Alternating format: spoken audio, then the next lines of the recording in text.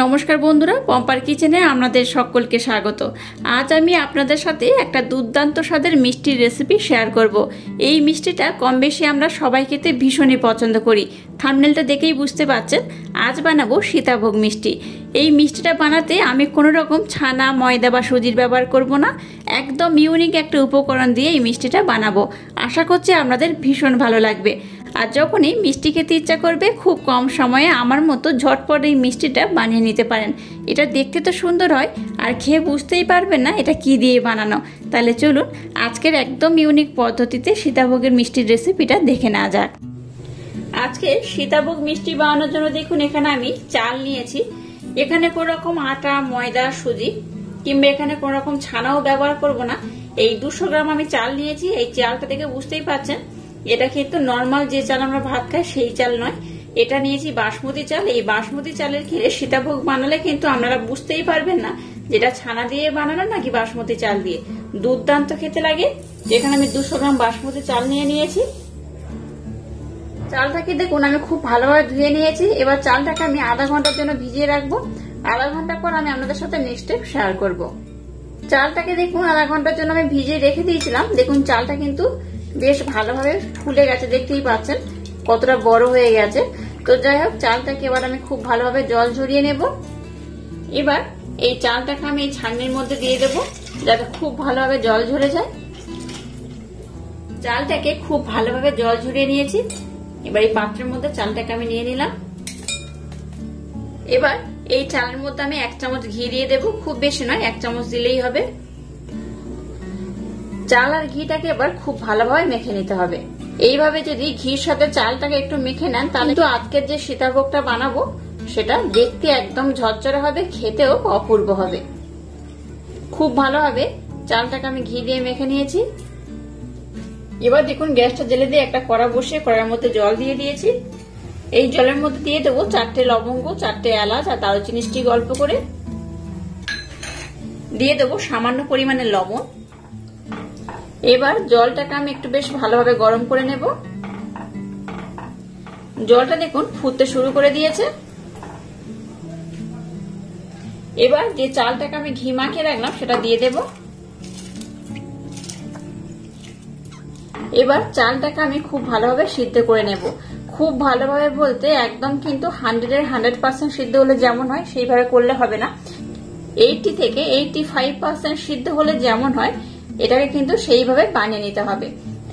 এটা যখন 80 থেকে 85% সিদ্ধ হয়ে যাবে আমি তখন আপনাদের দেখিয়ে দেব, আর কিভাবে বুঝবেন সেটাও আমি আপনাদের বলে দেব। তো যাই হোক, প্রথমে আমি এটাকে খুব ভালোভাবে হতে দেব। চালটাকে দেখুন আমি কিন্তু 80 থেকে 85% সিদ্ধ করলে যেমন হয় ঠিক সেইভাবে সিদ্ধ করে নিয়েছি। আমি আপনাদের দেখিয়ে দিচ্ছি। দেখুন চালটা কিন্তু বেশ বড় বড় হয়ে গেছে, দেখতেই পাচ্ছেন কত বড় বড় হয়ে গেছে। আর চালটা দেখুন এইভাবে কিন্তু হাত দিয়ে ভাঙলে এইভাবে ভেঙে যাবে, দেখতেই পাচ্ছেন কেমনটা সিদ্ধ হয়েছে। এই দেখুন একদম 85 কিংবা 80% সিদ্ধ হলে ঠিক সেই রকম, কিন্তু এর থেকে বেশি আর সিদ্ধ করা যাবে না। এটা এইরকমই থাকবে, আর খুব বেশি সিদ্ধ করলে এটা কিন্তু ঝরঝরে হবে না। তো যাই হোক, এবার আমি গ্যাসটাকে বন্ধ করে দিলাম। এবার এটা থেকে আমি খুব ভালোভাবে জলটাকে ঝরিয়ে নেব।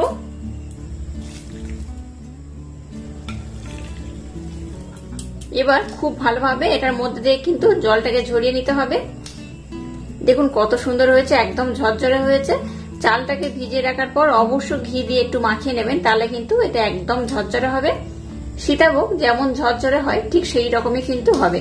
আর কোন রকম ঝামেলা ছাড়াই কিন্তু এইভাবে মিষ্টি খেতে ইচ্ছা হলে খুব সহজে বাড়িতেই সীতাভোগটা বানিয়ে নিতে পারেন। তো এটাকে আমি খুব ভালোভাবে জল ঝরিয়ে নিয়েছি। এবার দেখুন গ্যাসটাকে জ্বেলে দিয়ে আবারটা কড়া বসিয়ে দিয়েছি। এবার এর মধ্যে আমি এখানে ব্লেন্ড করে রাখা মিছরি দিয়ে দেব। যে বাটির মাপ করে আমি মিছরি ব্যবহার করলাম সেই বাটির মাপ করে এখানে আমি 2 বাটি জল দেব।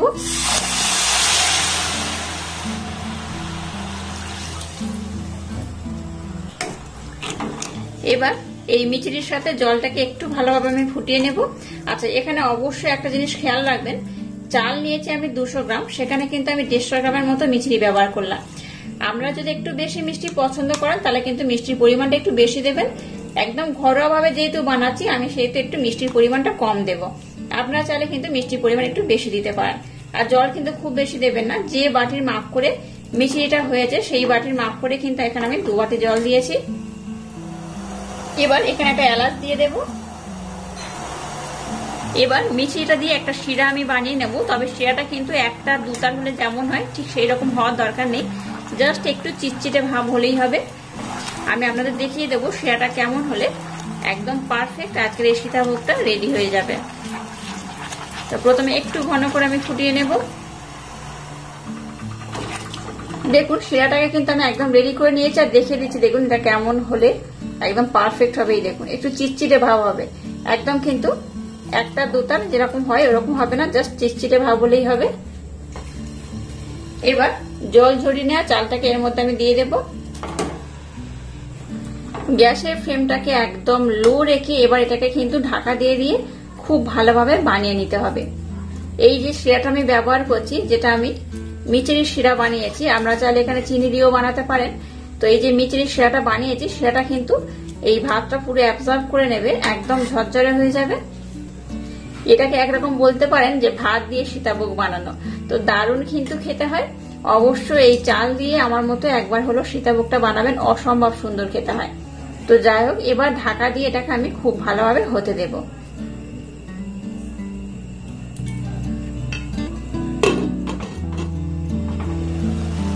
দেখুন গ্যাসের ফ্লেমটাকে একদম লো রেখে ঢাকা দিয়ে দিয়ে এটাকে কিন্তু আমি বেশ অনেকটা ভালোভাবে বানিয়ে নিয়েছি, দেখতেই পাচ্ছেন। আর শিরাটাকে দেখুন অনেকটা অ্যাবজর্ব করে নিয়েছে, দেখতেই পাচ্ছেন। তবে এখনো কিন্তু শিরা রয়েছে, এটা সম্পূর্ণ অ্যাবজর্ব করে এটা কিন্তু খুব ভালোভাবে হয়ে যাবে আর ঝরঝরে হবে একদম। আর চালটাকে আমি যে 80 থেকে 85% সিদ্ধ করেছিলাম, তার কারণ এটাই যে শিরার মধ্যে দিলে কিন্তু এটা একদম 100% সিদ্ধ হয়ে যাবে। তাই কিন্তু যখন জল দিয়ে সিদ্ধ করছিলাম তখন এটাকে আমি 85 থেকে 80% মতো সিদ্ধ করেছিলাম। তো যাই, এবার কিন্তু একদম ভালোভাবে সিদ্ধ হয়ে যাবে আর এই শিরাটাকে একদম অ্যাবজর্ব করে নেবে। এটা আর একটু বাকি রয়েছে। এবার এখানে আমি 1 চামচ ঘি দিয়ে দেব। যেহেতু সীতাভোগের মধ্যে কিন্তু একটা ঘির দারুণ স্মেল পাওয়া যায়, তাই এখানে আমি 1 চামচ ঘি দিয়ে দিলাম। আবার এটাকে আমি ঢাকা দিয়ে হতে দেব। দেখুন সীতাভোগটা কিন্তু খুব ভালোভাবে শিরাটাকে অ্যাবজর্ব করে নিয়েছে আর একদম ঝরঝর হয়ে গেছে। এই দেখুন একদম কিন্তু কড়ার গায়ে একটু জল নেই, দেখতেই পাচ্ছেন। একটু শিরা কিন্তু আর পড়ে নেই। এই দেখুন একদম ঝরঝর হয়েছে আর কতটা সুন্দর হয়েছে, দেখুন একদম ঝরঝরে হয়েছে। এই দেখুন আমি দেখাচ্ছি, দেখুন প্রত্যেকটা কিন্তু একদম আলাদা আলাদা হয়ে গেছে, অসম্ভব সুন্দর হয়েছে। এবার আমি গ্যাসটাকে বন্ধ করে দিলাম। বাসমতি চাল দিয়ে আজকে যে সীতাভোগটা বানালাম একদম কিন্তু রেডি হয়ে গেছে। দেখুন কতটা ঝরঝরে হয়েছে, একদম কিন্তু সুন্দর হয়েছে। দেখে কেউ বুঝতেই পারবে না এটা চাল দিয়ে বানিয়েছি। একদম ইউনিক পদ্ধতিতে বানানো আজকের এই সীতাভোগটা কিন্তু আমার মতো অবশ্যই একবার ট্রাই করবে। এটা দেখতে যেমন সীতাভোগের মতো হয়েছে, খেতেও কিন্তু ঠিক সীতাভোগের মতোই হয়, অসম্ভব সুন্দর খেতে হয়। আর কোন রকম ঝামেলা ছাড়া এইভাবে যদি এত সুন্দর একটা মিষ্টি বাড়িতে বানানো যায়, তাহলে আর দোকান থেকে কেনা কেন। সমস্ত সীতাভোগটাকে আমি এই পাত্রের মধ্যে সার্ভ করে নেব। এবার দেখুন সীতাভোগের জন্য নিকুতির দরকার। নিকুতি আমি বাড়িতে বানিয়ে নিয়েছিলাম, এর ভিডিও কিন্তু আগে আমি আপনাদের সাথে শেয়ার করেছি, চাইলে দেখে নিতে পারেন। ডেসক্রিপশন বক্সে এর লিংক আমি দিয়ে রাখবো। এবার এই মিষ্টিগুলো দিয়ে আমি সীতাভোগটাকে ডেকোরেশন করে দেব। আপনারা আপনাদের মনের মতো করে কিন্তু এটাকে ডেকোরেশন করতে পারেন। এই নিকুতি দিয়ে সীতাভোগটাকে ডেকোরেশন করলে দেখতেও ভালো লাগে, খেতেও কিন্তু খুব সুন্দর হয়। এইভাবে আমি দিয়ে দেব। দেখুন নিকুতি দিয়ে সাজানোর পর সীতাভোগটা দেখুন একদম দোকানের মতো হয়েছে, দেখে বুঝতেই পারছেন কতটা অপূর্ব, কতটা সুন্দর হয়েছে। অবশ্য বাড়িতে আমার মতো একবার হলেও ট্রাই করবেন, আশা করছি আপনাদের ভীষণ ভালো লাগবে। আর আজকের এই ইউনিক স্টাইলে সীতাভোগের রেসিপি যদি আপনাদের ভালো লাগে, তাহলে চ্যানেলটাকে লাইক, শেয়ার, কমেন্ট এবং সাবস্ক্রাইব করবেন আর পাশে থাকা বেল আইকনটা প্রেস করে দেবেন। তাহলে টাটা, আবার দেখা হচ্ছে নতুন কোনো রেসিপি নিয়ে।